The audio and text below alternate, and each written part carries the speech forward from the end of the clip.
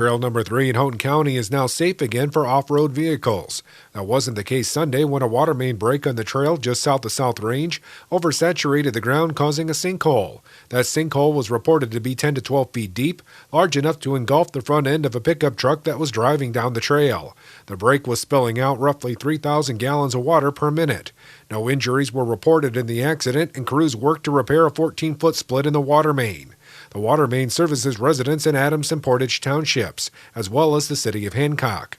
The sinkhole was then filled in with dirt and smoothed over. The Michigan Department of Natural Resources says off-road vehicles, including ATVs, shouldn't have any more problems on the trail. For ABC 10 CW5 News, I'm Keweenaw Bureau reporter Rick Allen.